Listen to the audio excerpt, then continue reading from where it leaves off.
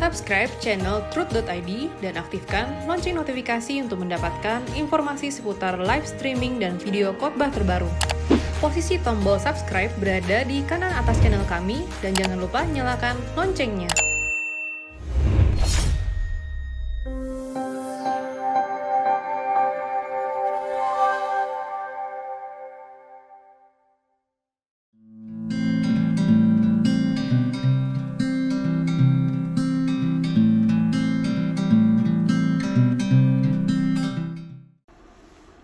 Shalom saudara, kita masuk ke episode 102 dari Anda Bertanya Alkitab Menjawab. Pertanyaan dari 0812 2978 3 dan seterusnya. Salam Bapak Erastus, saya sangat bersyukur bisa mendengarkan khotbah dan pengajaran Bapak. Doa dan kerinduan saya di usia 37 tahun ini, saya terus bisa mengerti rencana-rencana Tuhan dan mengerti kebenarannya lebih lagi. Saya selalu sempatkan mendengarkan khotbah-khotbah Bapak, baik di rumah, di kantor, di jalan pun saya dengarkan. Maaf Pak, dulu sempat pikiran mengira Bapak Eras buat denominasi baru semua karena soal kedudukan dan keuntungan. Tetapi ternyata saya salah besar. Mohon maaf ya Pak. Saya ada pertanyaan Pak. Yang pertama, dosa apa saja yang tidak bisa diampuni? Jika salah satunya adalah menghujat Roh Kudus, mohon berikan contoh dosa yang menghujat Roh Kudus itu. Yang pertama, dosa menghujat Roh Kudus tidak menunjuk kepada satu perbuatan atau dua perbuatan. Tidak menunjuk suatu perbuatan, tapi menunjuk suatu keadaan atau suatu tingkatan atau satu level di mana orang tidak lagi mau membereskan kesalahannya di hadapan Tuhan atau tidak merasa perlu membereskan keadaannya di hadapan Tuhan. Semua dosa diampuni. Artinya semua perbuatan salah bisa diampuni asal diselesaikan. Tetapi kalau orang sampai tidak mau menyelesaikan dosanya, itu pasti sampai tingkat menghujat Roh Kudus. Ya, jadi dosa menghujat Roh Kudus tidak menunjuk kepada satu perbuatan atau suatu perbuatan, tapi satu level, satu tingkatan, satu keadaan, satu keberadaan seseorang. Yang kedua, apakah seluruh isi kitab Perjanjian Baru, Perjanjian Lama ditujukan hanya kepada orang Israel? Orang Yahudi asli saja Pak. Memang pada waktu Yesus datang pertama, dia diutus untuk domba-domba Israel. Dia memberitakan Injil kepada bangsa Israel dulu. Setelah itu harus sampai ke ujung bumi. Ya, setelah itu harus sampai ke ujung bumi. Nah, itulah sebabnya ada orang-orang di luar Kristen yang memakai ayat itu, aku datang untuk umat Israel atau domba-domba Israel, dipandang sebagai bahwa Yesus datang untuk orang Israel atau orang Yahudi saja. Bukan demikian. Hal itu terjadi ketika ada seorang perempuan yang minta kesembuhan ya bagi anaknya. Yesus mengatakan, aku datang untuk domba-domba Israel. Kata itu sebenarnya juga bisa merupakan ujian. Apakah wanita itu mau, maksud saya, tetap meminta. Ternyata dia masih minta. Dan Tuhan akhirnya meluluskan.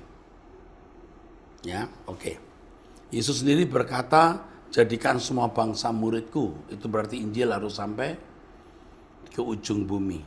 Yesus berkata kepada murid-muridnya di Kisah Rasul pasal 1, jadikan semua bangsa muridku. Ya. Mengenai keluarnya saya dari denominasi lama, itu bukan karena saya mau mendapatkan kedudukan, karena di denominasi yang lama saya juga punya kans menjadi ketua sinode, menjadi balon ya, ketua sinode. bakal calon. Tetapi saya bukan hanya satu kali, sudah sebelumnya juga diminta, tapi saya selalu mengundurkan diri. Dan kedudukan atau keuntungan apa? Nggak ada keuntungan ya. Hari ini saya menjadi ketua sinode juga tidak menerima gaji dari sinode. Malah kita harus banyak keluar uang untuk itu. Terima kasih untuk kepercayaannya. 0812 8901 7 sekian. Salam Pak Eras yang terkasih. Saya mohon bantuannya untuk memahami Galatia 2:19. Sebab aku telah mati oleh hukum Taurat dan untuk hukum Taurat, supaya aku hidup untuk Allah. Saya sudah coba baca berkali-kali tapi masih belum bisa paham, Pak. Terima kasih banyak ya, Pak. Tuhan jaga dan berkati Bapak selalu. Perlu lebih banyak orang di seluruh dunia mendengar firman Allah yang disampaikan secara murni melalui pelayanan Bapak. Puji Tuhan. Galatia 2:19 harus dikaitkan dengan Galatia pasal 2:20 supaya lebih lengkap, maksudnya lebih jelas, saudaraku. Ayat 19 Galatia pasal 2. Sebab aku telah mati oleh hukum Taurat untuk hukum Taurat, supaya aku hidup untuk Allah. Aku telah disalibkan dengan Kristus. Namun aku hidup, tetapi bukan lagi aku sendiri hidup, melainkan Kristus yang hidup dalam aku. Dan hidupku yang kuhidupi sekarang dalam daging adalah hidup oleh iman dalam Anak Allah yang telah mengasihi aku dan menyerahkan dirinya untuk aku. Maksud telah mati oleh hukum Taurat untuk hukum Taurat. Artinya, saudaraku, selama bertahun-tahun Paulus mengandalkan kebenaran dari hukum Taurat. Ini yang namanya telah mati oleh hukum Taurat. Padahal hukum Taurat tidak menyelamatkan dia. Dia telah mati oleh hukum Taurat. Ia berusaha mendapatkan kebenaran dari hukum Taurat. Dia berani berkata soal hukum Taurat, dipandang dari hukum Taurat, aku tidak bercacat. Oleh hukum Taurat, mati oleh hukum Taurat. Ya, dia berharap mendapat kebenaran, kehidupan dari hukum Taurat, tapi ternyata tidak. Mati oleh hukum Taurat. Untuk hukum Taurat, hidupnya diabdikan sepenuhnya untuk hukum Taurat. Nah, kebalikannya sekarang, ya, dia hidup untuk Kristus, ya. Dia hidup oleh iman kepada Tuhan Yesus Kristus. Tidak membangun kebenaran dari melakukan hukum, tetapi membangun kebenaran oleh kepercayaan kepada Yesus sebagai Tuhan dan Juru Selamat. Karena kalau Yesus tidak mati di kayu salib, percuma, apapun percuma. Nah, sekarang dia hidup oleh Yesus. Kalau dulu mati oleh hukum Taurat karena kebodohan, sekarang hidup oleh Yesus dan untuk Yesus, hidup untuk Tuhan.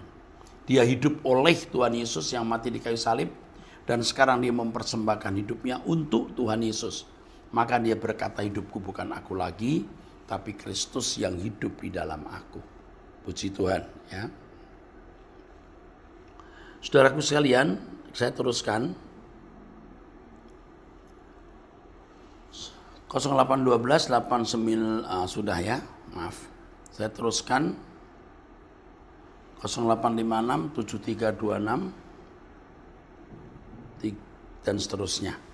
Terima kasih Om Era, saya belajar banyak dan masih belajar terus, biar karya Tuhan besar, ya.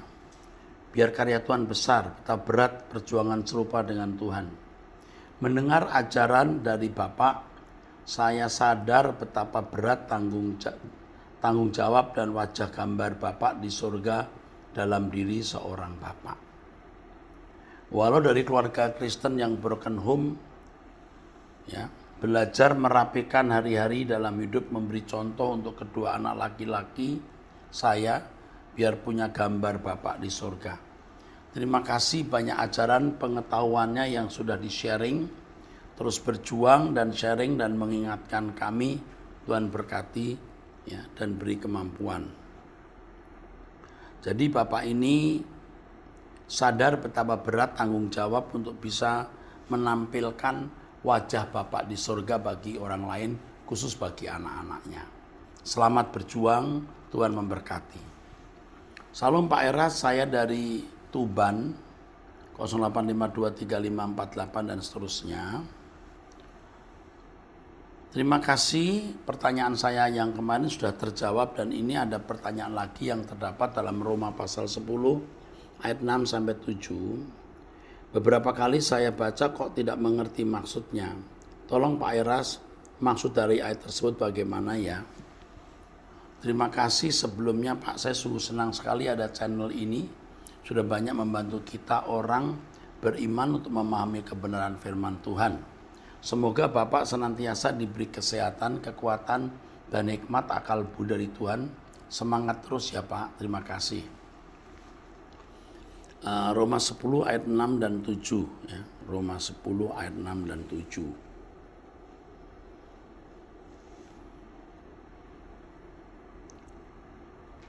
Tetapi kebenaran karena iman berkata, jangan katakan di dalam hatimu, siapakah akan naik ke surga, yaitu untuk membawa Yesus turun, atau siapakah akan turun ke jurang maut, yaitu untuk membawa Kristus naik dari antara orang mati. Ini sudah saya bahas kalau tidak salah di satu buku saya mengenai mengupas kitab Roma ya. Tapi baiklah saya akan jawab singkat. Jangan katakan dalam hatimu siapakah akan naik ke surga, yaitu membawa Yesus turun, atau siapa akan turun ke jurang maut, yaitu membawa Kristus naik dari antara orang mati. Ayat ini tidak bisa dipahami tanpa melihat ayat berikutnya. Tetapi apa katanya? Ini, firman itu dekat kepadamu, yaitu dalam mulutmu dan di dalam hatimu. Itulah firman iman yang kami beritakan. Sebab jika kamu mengaku dengan mulutmu bahwa Yesus adalah Tuhan dan percaya dalam hatimu bahwa Allah, ini kunci penting, Allah telah membangkitkan dia dari antara orang mati, kamu akan diselamatkan. Jadi kalimat yang mengatakan jangan katakan dalam hatimu siapakah yang akan naik ke surga membawa Yesus turun, siapakah akan turun ke jurang maut, yaitu membawa Kristus naik dari antara orang mati. Kamu tidak usah tanya, maksudnya apa? Kamu percaya bahwa Yesus berasal dari Allah. Allah Bapa yang membawa dia turun. Bapak juga yang membawa dia naik. Nah, dikatakan di sini. Sebab jika kamu mengaku dengan mulutmu bahwa Yesus adalah Tuhan dan percaya dalam hatimu bahwa Allah telah membangkitkan dia dari antara orang mati, yang membawa Yesus naik, itu Allah. Dari ayat ini sebenarnya tidak dikatakan kepada kita bahwa Yesus itu jalan keselamatan yang benar dari Allah. Dan itu harus kamu yakini di dalam mulut dan hatimu. Itu firman yang diberitakan oleh Paulus. Ya, dengan hati percaya, mulut mengaku orang itu diselamatkan. Jadi saya ulangi, jangan katakan dalam hatimu siapakah akan naik ke surga, yaitu membawa Yesus turun. Siapakah akan turun ke jurang maut, yaitu membawa Kristus naik dari antara orang mati. Jangan ragukan bahwa Yesus itu anak Allah. Allah yang membawa dia turun, Yesus Allah yang juga membawa dia bangkit dari kubur. Taruh di mulutmu. Itu iman yang kami beritakan. Bukan sembunyi-sembunyi. Ini kalau dalam konteks jemaat Roma, mereka tidak boleh malu mengaku Yesus adalah Tuhan. Walaupun harus menderita aniaya, harta dirampas, keluarga ditawan, dan bahkan mereka mati. Ya, Tuhan memberkati. Kalau Anda tanya, Pak, mulut mengaku, hati percaya. Kok mesti harus disebutkan ya Pak?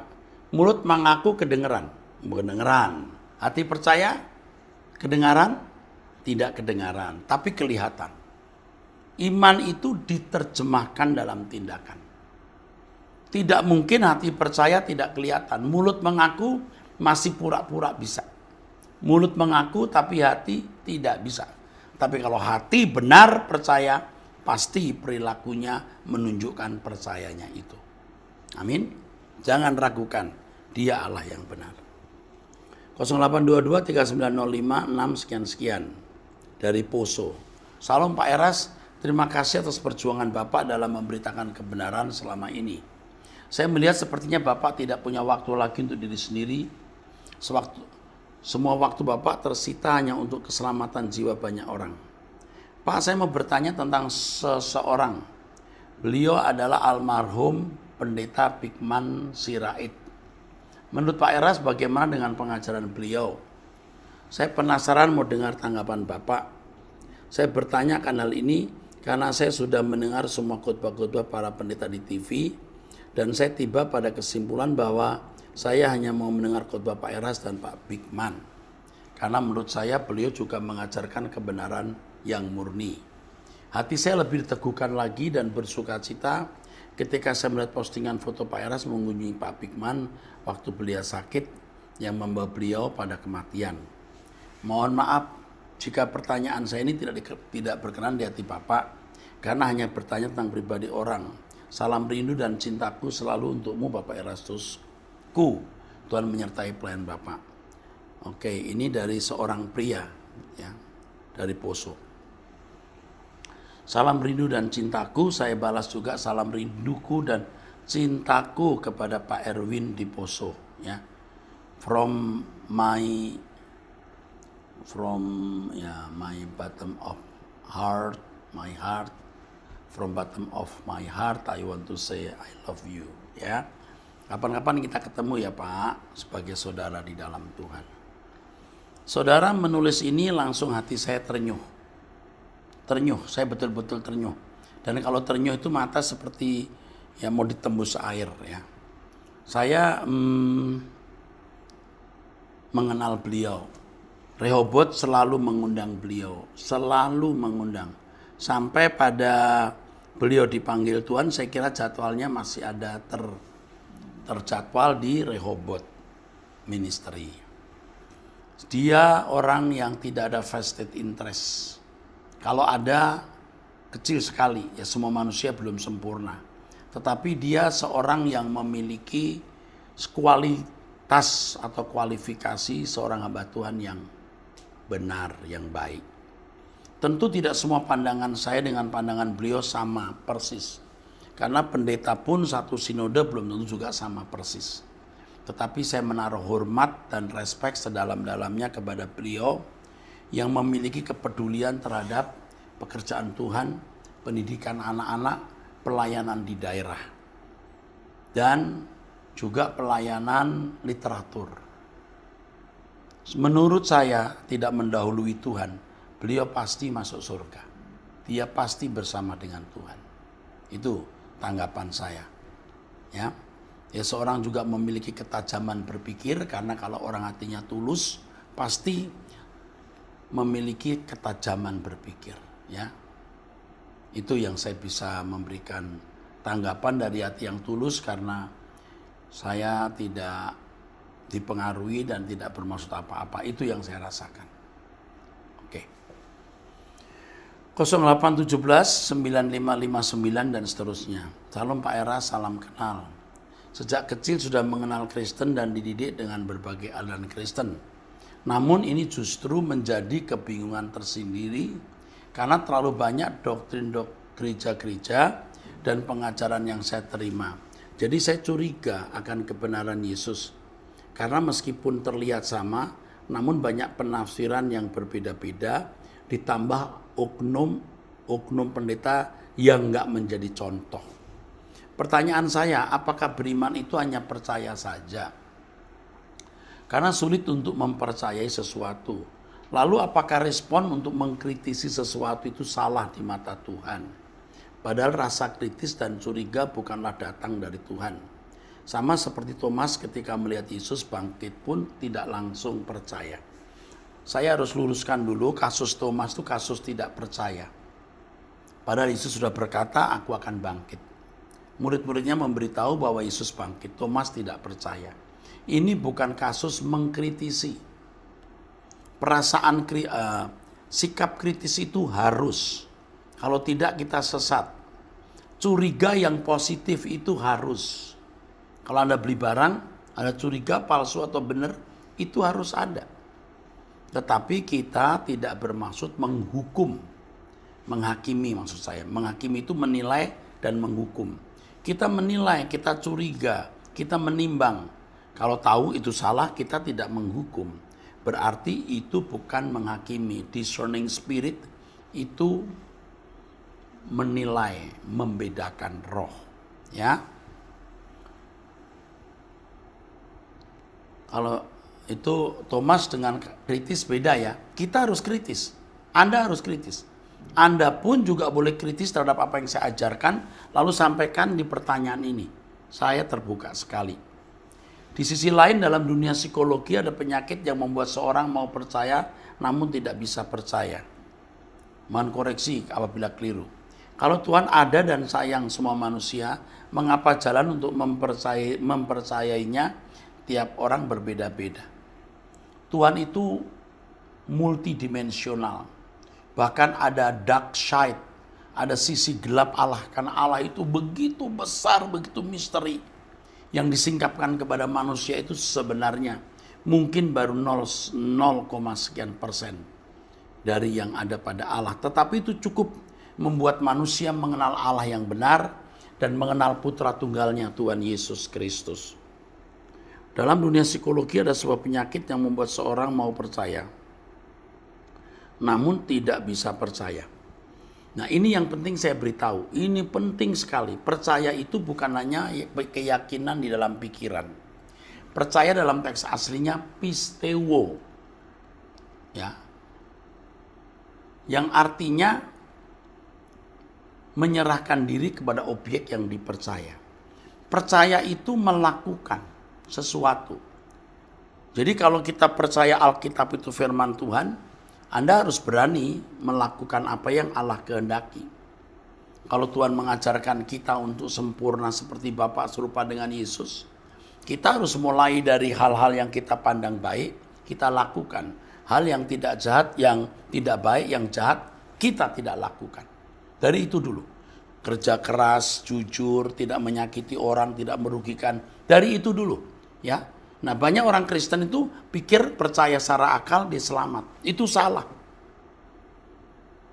Keselamatan kita itu meyakini Yesus Tuhan dan Juru Selamat. Yakin dong? Itu belum berarti kita sudah selamat. Karena selamat itu dikembalikan ke rancangan semula. Lalu kita harus berusaha untuk hidup suci. Karena memang keselamatan dimaksudkan agar kita hidup tidak bercacat, tidak bercela. Seperti Yesus. Nah, dalam proses kesucian itulah kita akan mengalami pengalaman-pengalaman dalam perjumpaan dengan Tuhan. Ya, tentu saya tidak bisa membahas semua di sini, maka ikuti saja khotbah-khotbah saya nanti. Ya, saudara ini 081795 sekian Daniel ya. Nanti Anda Daniel akan mengerti, Bro akan tahu. Karena Tuhan itu bukan hanya tidak kelihatan, kadang-kadang seperti tidak ada. Saya juga merasakan kadang-kadang Tuhan seperti tidak ada. Sudah begitu tekun tapi Tuhan seakan-akan tidak merespon kita. Tapi kita harus tekun terus sampai kita punya pengalaman dan tidak bisa diungkapkan. Selamat berjuang ya. Ikuti terus khotbah saya. 0857705777 sekian. Salam Pak Era, saya pernah ikut ibadah di gereja Bapak tahun 2010. Saya beragama Katolik tapi saya tidak tahu kenapa terakhir ini saya merasa kosong dan hidup nggak berarti. Tuhan gerakan saya untuk hubungi teman yang ternyata dia adalah jemaat gereja Rehoboth. Pak Era, saya sudah cukup lama meninggalkan anak saya di luar kota sejak 2008 dan bekerja di Jakarta. Tapi uang hanya cukup untuk hidup.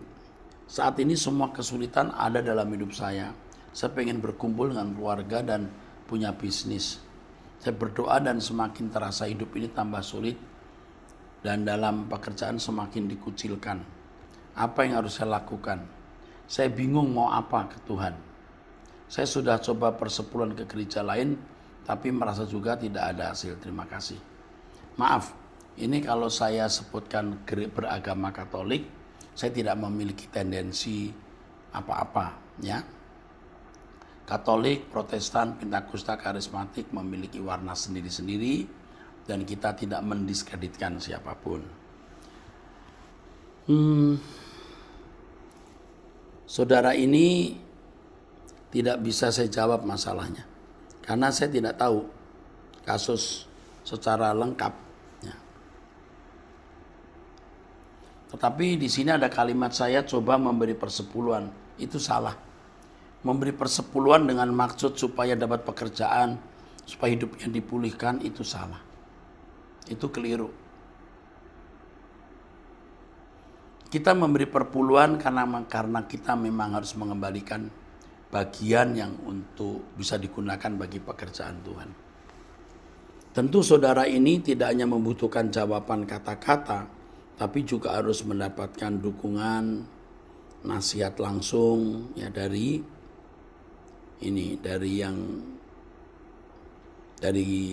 konselor ya, konselor pria yang harus memberikan bimbingan ya. Ini kalau saya jawab nanti malah salah karena saya tidak tahu kasusnya. Cuman begini, saya harus memberitahu kepada saudara, tidak ada pencobaan melampaui kekuatan kita. Ya. Tidak ada pencobaan melampaui kekuatan kita. 1, 2. Jangan berhenti berusaha.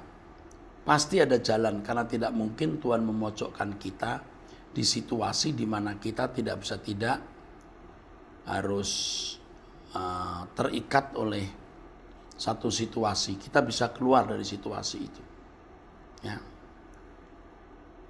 Jadi pasti ada maksud Tuhan di balik keadaan ini. Jangan berhenti berjuang, pasti ada jalan keluar. Yang ketiga, jangan toleransi terhadap dosa. Sekecil apapun dosa itu. Terutama dosa yang ada di dalam batin atau jiwa kita. Ya, ini maaf saya tidak bicara untuk Bapak atau saudara yang bertanya ini, Bapak ini bukan. Untuk semua orang. Kalau Tuhan melihat bahaya menjadi orang kaya, Tuhan tidak memberi kekayaan. Tuhan tahu kalau kita diberi berkat, kita banyak duit, kita aman, kita lupa Tuhan, kita kawin lagi. Maksud saya kita itu siapa ya? Bukan saya ya, bukan saudara, siapalah, orang lah. Ada orang yang kalau banyak duit kawin lagi, banyak duit main perempuan, banyak duit judi, banyak duit jadi sewenang-wenang terhadap mertua, terhadap istri, terhadap orang lain. Dan ini bahaya. Nah, maka koreksi diri supaya kita bisa dipercayai oleh Tuhan. Jangan berbuat kesalahan sekecil apapun kesalahan itu dan bebenah diri. Dan akhirnya saya harus mengatakan, ayo kita fokus langit baru, bumi baru. Tuhan pasti buka jalan. Saya ikut prihatin kalau sampai terpisah dari keluarga seperti ini. Ini tidak sehat sekali. Ya, coba usaha dulu, pasti ada jalan keluar nanti. Ya, oke. 08 12 277 0 sekian. Salam, saya mau bertanya. Adik saya laki-laki usia 35 tahun. Selama ini pacaran dengan seorang janda usia 45 tahun lebih. Orang tua kami tidak setuju, tapi mereka tetap pacaran di belakang kami. Kita sekeluarga sudah berdoa dan puasa supaya hubungan ini putus. Tapi tidak ada jawaban Tuhan sama sekali dan hubungan tersebut masih berjalan sampai sekarang. Apa hubungan pacaran seperti ini berkenan kepada Tuhan? Bagaimana caranya supaya hubungan putus? Dari pihak orang tua harus bersikap seperti apa? Jandanya bukan karena meninggal oleh suaminya, tapi janda karena diceraikan oleh suaminya. Terima kasih, Tuhan memberkati Pak Erastus dan pelayanan. Mohon info jawaban, pertanyaan akan ditayangkan di episode berapa. Oke, ini nanti diberitahu. Saya harus memberitahukan kalau sudah jatuh cinta, orang itu sering tidak berpikir normal lagi, tidak berpikir waras, tidak berpikir sehat. Perbedaan usia 10 tahun ini cukup besar ya, cukup jauh ya, cukup besar ya. Tentu ini bukan sesuatu yang ideal, tidak ideal. Tetapi bukan sesuatu yang pasti akan rusak atau hancur. Tapi berpotensi tidak ideal. Bahkan juga berpotensi tidak harmonis. Perbedaan yang terlalu jauh ini nanti setelah usia di atas 50 tahun itu baru terasa, ya, baru terasa. Tetapi ini pun tidak mutlak karena ada orang-orang yang menikah dengan perbedaan umur yang cukup panjang, cukup besar, tetap bisa eksis juga, saudara. Tapi pengalaman orang tentu tidak bisa menjadi standar. Nah, yang pertama, orang kalau jatuh cinta itu memang sudah sulit diajak berpikir seperti orang lain berpikir. Kalau adik laki-laki ini sudah terlanjur jatuh cinta, itu sulit. Nah, yang dilakukan oleh keluarga, yang pertama harus menunjukkan ketidaksetujunya. Tidak setuju. Tetapi jangan melakukan konflik. Jangan membuka front konflik atau front perang. Itu bisa membuat adik laki-laki tambah cinta dia. Karena si perempuan pasti mendapat bullying kan. Nah, ini membuat simpati adik laki-laki lebih besar. Dinasehati. Ini banyak orang salah di sini, bener-bener banyak orang salah. Dilawan malah tambah ndak karu-karuan, bener. Jadi diberitahu tidak setujunya. Dipanggillah dua orang itu menghadap orang tua bilang, terus terang saya tidak setuju. Ya, kamu bisa nggak meninggalkan anak saya yang umur 35 tahun? Nggak bisa. Oh, jadi kamu tetap? Ya sudah, tapi saya ingatkan ya, ini tidak ideal. Ini soal ditinggal meninggal suaminya, yang cerai dengan suaminya, dicerai oleh suami. Ini juga saya mesti tahu, ini cerainya itu cerai legal atau tidak. Kausalitas cerai itu kenapa? Kalau saran saya, tidak boleh diajak atau tidak boleh dibuat konflik. Jangan membuka front perang, ini malah tidak sehat. Seandainya terpaksa, adik menikah, ya sudah menikah. Kita lihat sampai kapan dia bisa menikah. Sebab kalau kita berusaha untuk melakukan cara-cara kasar seperti bagaimana membuat hubungan putus, ini sudah usia 35 tahun. Jangan sampai putus dengan janda ini, ketemu lagi perempuan lain yang lebih rusak lagi. Nah, sekarang perempuan ini usia 45 tahun itu bagaimana kualitasnya? 10 tahun sebenarnya tidak ideal, tidak harmoni, tetapi bukan berarti mutlak rusak loh. Lalu yang paling terakhir, kalaupun kita kehilangan adik laki-laki, jangan memberhalakan masalah ini. Ya, semua harus dikembalikan kepada Tuhan, karena hidup kita ini kan semata-matanya untuk kemuliaan Tuhan demi kerajaan yang akan datang nanti. Jangan gusar untuk hal-hal yang tidak prinsip seperti ini. Ya, terima kasih. Tuhan memberkati, sampai bertemu di episode berikutnya.